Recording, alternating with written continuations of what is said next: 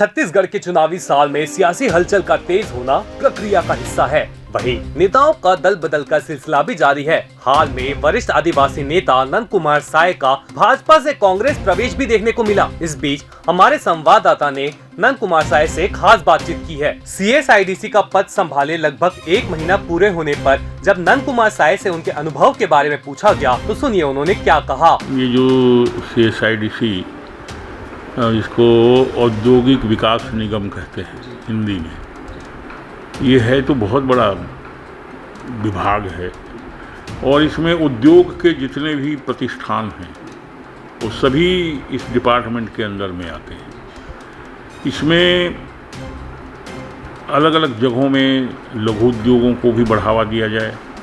हमारी रुचि ये वो बन रही है कि यहाँ के जो स्थानीय लोग हैं, सुदूर क्षेत्रों में रहते हैं, उन क्षेत्रों में मैंने अगर उद्योग लघु उद्योग के रूप में लगे और स्थानीय लोग उसमें शामिल हों, अगर वो किसी उद्योग के संबंध में पहले से कुछ अनुभव उनका है, हमारी रुचि है कि उस अनुभव को इस उद्योग से कैसे जोड़ा जा सकता है। हमने अपने विभाग के लोगों को कहा है कि जैसे बस्तर में मैंने कहा कि कहीं कोई अपना सीएसआईडीसी बने, औद्योगिक विकास निगम का कोई एक आध माने प्रतिष्ठान है क्या, कहीं पर एक आध हमने लगाया है आज तक। तो बोले बस्तर में तो नहीं है। मैंने पूछा क्यों नहीं है, तो बोले वहाँ भूमि की उपलब्धता नहीं हो रही। अच्छा, ये बात है। तो वहाँ भूमि की उपलब्धता कैसे होगी, इस विषय में वहाँ के जो कलेक्टर हैं, वहाँ का प्रशासनिक अमला है, जो रेवेन्यू डिपार्टमेंट है, ऐसे लोगों से संपर्क करने का मैंने उन्हें कहा है। और कोशिश हमारी ये हो रही है कि इस औद्योगिक विकास निगम में हमारे आने के बाद यहाँ कुछ काम आगे बढ़े, कुछ लोगों को उद्योग के संबंध में केवल जानकारी नहीं मिले, उसमें शामिल हों, ऐसी कोशिश हो रही है। लेकिन ये इतना इजी भी नहीं है। कुछ कुछ समस्याएं हैं वहाँ भूमि की उपलब्धता को, जैसे मैंने बताया। लेकिन हमारी रुचि हो रही है कि स्थानीय लोग, छत्तीसगढ़ी लोग अगर कुछ उद्योग के किसी काम में लगते हों तब तो इस विभाग की सार्थकता सिद्ध होगी। अन्यथा तो वैसे ही जो है तो है। ये हमारी कोशिश हो रही है, थोड़े दिन हुए हैं, लेकिन हम प्रयत्न कर रहे हैं कि छत्तीसगढ़ी लोगों को इस उद्योग में कैसे जोड़ा जा सकता है। और मैं चाहूँगा कि आप सब लोगों से भी कुछ स्थान पर कहीं कुछ लोग हों जो कुछ काम उद्योग से संबंधित जानते हों, उनको इस विभाग से कुछ लाभ कैसे दिया जा सकता है, ये हमारी रुचि होगी। और छत्तीसगढ़ी लोगों को अगर एक भी जगह हम काम दे पाए तो हमारे इस विभाग में आने की सार्थकता सिद्ध होगी। अन्यथा तो सारा विभाग है, अलग अलग जगहों में चल रहा है। उद्योग डिपार्टमेंट एक अलग से चलता है, लेकिन वो भी, उसको भी हम देख सकते हैं। और उसमें अलग अलग ज़िलों में एक एक अधिकारी मुकर्रर हैं।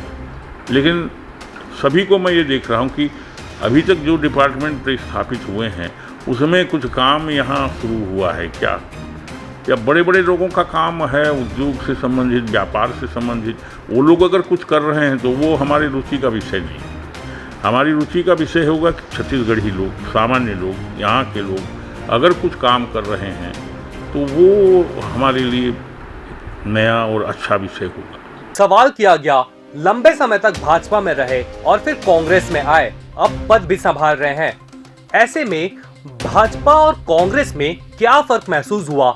तो नंद कुमार साय ने कहा कि भारतीय जनता पार्टी में हम लंबे समय तक रहे, उसमें बड़े बड़े लोग जो थे उस पार्टी के, सबके साथ में हम रहे।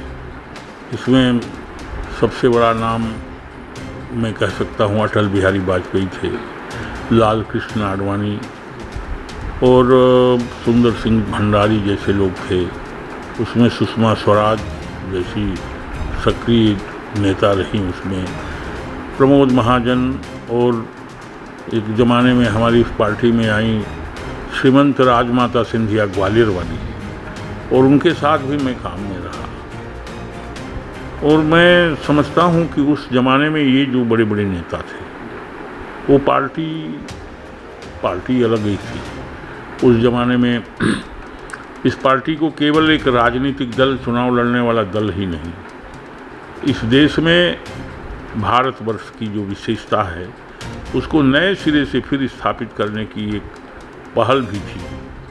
और उसमें उनके साथ रह करके मैंने बहुत अनुभव किया कि इस देश को नए सिरे से फिर पैसे संपूर्ण दुनिया में इसको प्रतिष्ठित किया जाए।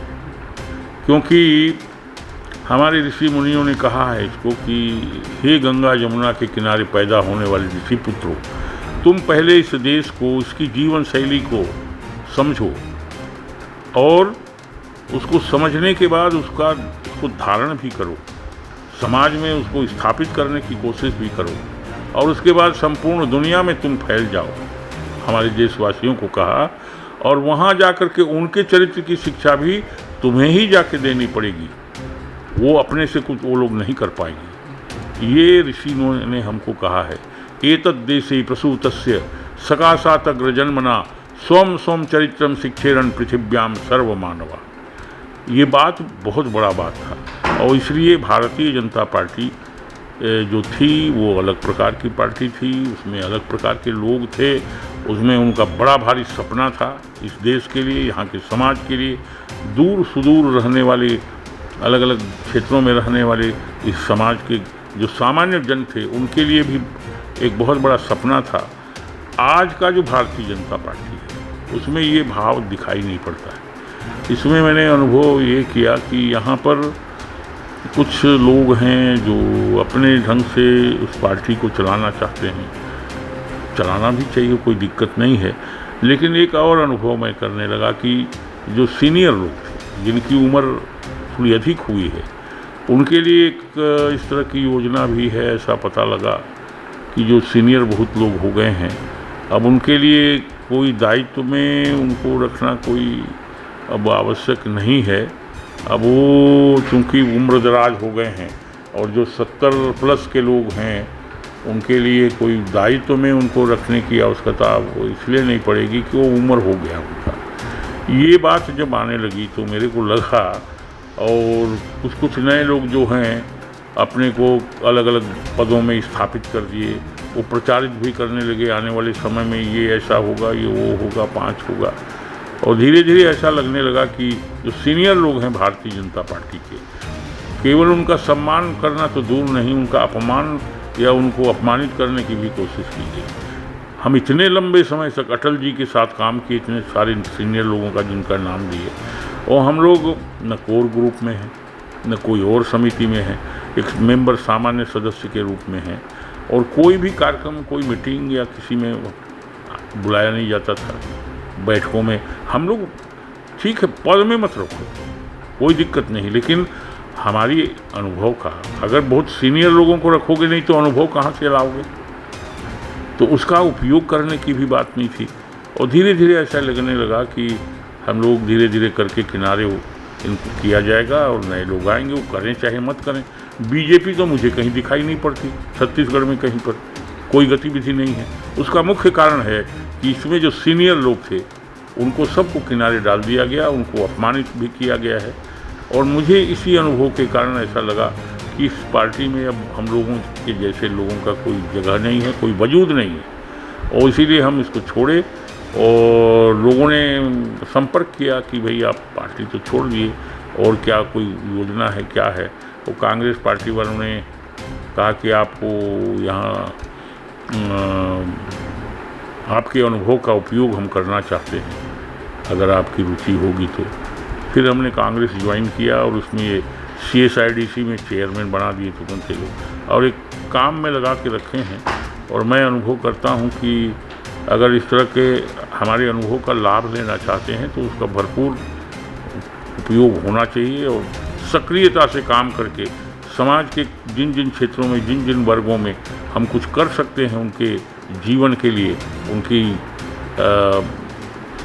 आगे काम में लगाने के लिए, उनको रोजगार उपलब्ध कराने की दृष्टि से तो उस काम को किया जाना चाहिए, ऐसा मैं समझता हूं। और ये मूल कारण थे जिसके कारण मैंने बीजेपी छोड़ दी। छत्तीसगढ़ भाजपा की वर्तमान स्थिति को लेकर नंद कुमार साय बोले, मुझे देखिए, अब उस पार्टी में मैं नहीं हूँ, संबंध में कुछ कहना बहुत अच्छा तो नहीं है, लेकिन मैं ये मानता हूँ कि लोकतंत्र में केवल सत्तारूढ़ दल मजबूत रहे, इससे न समाज का, न प्रदेश का, न देश का लाभ भला नहीं हो सकता। लोकतंत्र में जितनी आवश्यकता सत्तारूढ़ दल को मजबूत रहने की ज़रूरत है, उतने ही विरोधी दल को भी सशक्त रहने की आवश्यकता है। अगर विरोधी दल मजबूत नहीं होगी तो सत्तारूढ़ दल को कोई दिशा नहीं मिलेगी, उसके क्रियाकलाप, उसकी गतिविधियाँ, उसकी दिशाएं गड़बड़ हो सकती हैं। इसलिए विरोधी दल को भी मजबूत रहने की ज़रूरत है। अभी मुझे ये बात कहने में मुझे संकोच नहीं हो रहा है कि बीजेपी अपोजिशन की पार्टी है, विरोधी दल है, लेकिन उसकी जो गतिविधियां हैं, उसकी जो सक्रियता है, वो मुझे दिखाई नहीं पड़ती है। और बीजेपी को ताकतवर होकर खड़ा होना चाहिए विरोधी दल के रूप में, लेकिन अभी तक तो वो दृश्य दिखता नहीं। तो ये थे हमारे साथ दिग्गज आदिवासी नेता नंद कुमार साय, जिन्हें कांग्रेस पार्टी ने जिम्मेदारियां सौंपी हुई है। ताजा एवं अपडेट खबरों के लिए बने रहे लाइव खबर 24/7 के साथ।